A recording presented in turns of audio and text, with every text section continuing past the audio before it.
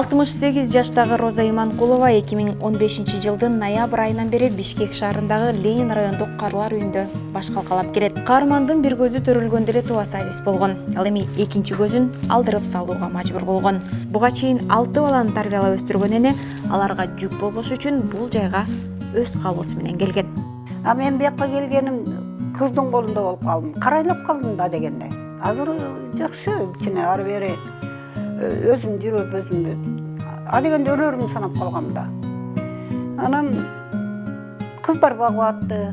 3 уул бар, бирөө Якутия, Россия жүрүшөт го. Азыр эч ким жок. Болсо да мен эч кимге неме кылгым келбейт. Мени бирөө карап туруш керек, жетелеп туруш керек, туалетке алып барыш керек. Туалет жагылай албай жаман кыйнап ийет да мени. Калган эптеп азыр мына бул жерде жатсам дагы эч кимге кийимимди жуудурбайм, эч кимге тишимди жуудурбайм. Өзүм эле кыймылдап жүрөм. Анан бул жерде бир уулум бар болчу. Ары бери 4 күнчү болот экенсиң, болбой койбойт экен үйдө. Эмне дегенде зараң төгүлбөй калат, кээде ичиң өтүп кетет дегендей ар кандай жоруктар башыман өткөзүлдүрөм. Ойлонуп туруп эле анан балага да барып көрдүм. Кызга да жүргөнүм, бирок кыз жакшы багып аткан Турцияга кетип калды.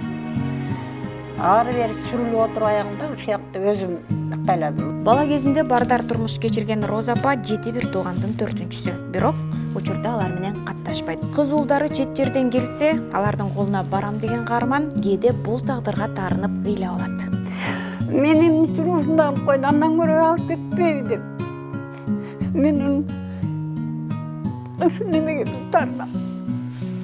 Ысык Көл облусунун Тоң районунда жарык дүйнөгө келген каарманыбыз эгерде жолдошунун көзү тирүү болгондо мынчалык кор болбостугун айтып кейиди.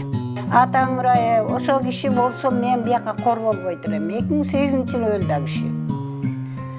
Өлүп калды, болбосо мына бул жерден кээ бирлери чалдар сүйлөйт мени ары бери жетелеп. Андан көрө өзүм чалым аман болсо мени кор кылбайт эле да. Жок дегенде туалетке алып барса калганын мен кейбейт элем да.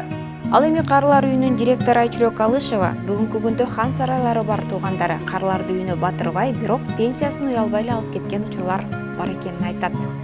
Өзү биздин Карлар үй башында айткандай уюшулганда 48 адамга уюшулган экен. Бүгүнкү күндө 44 адам жашап атат. Анын ичинен 22си кыргыз, калгандары бөлөк улуттар. Албетте Совет убактысында деле болгон кыйналган кысталгандар, бирок азыр көбүрөөк болуп калды. Эмнегеденде турмуштун кыйынчылыгында болсо керек. Мисалы ар ким эле андай дейин десең эки этаж 10 чакты комнатасы бардын туугандар да бар бу жерде.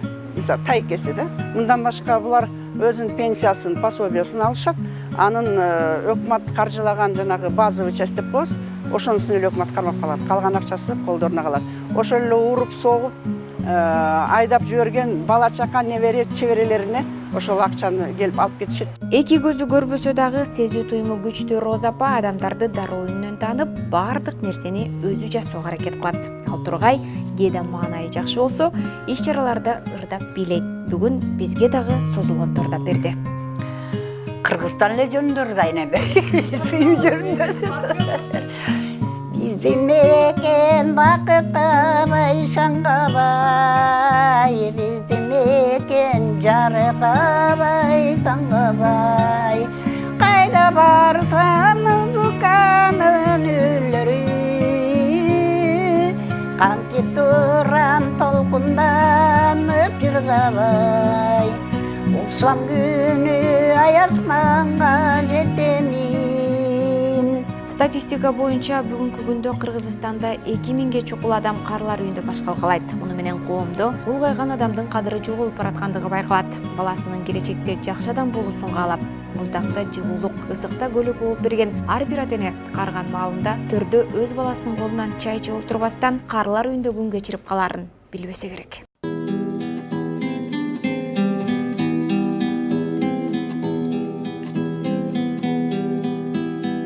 Tarbiya bardığına birдей берем. 10 bala bolsun bağat ata ene а бирок ошолону birigişip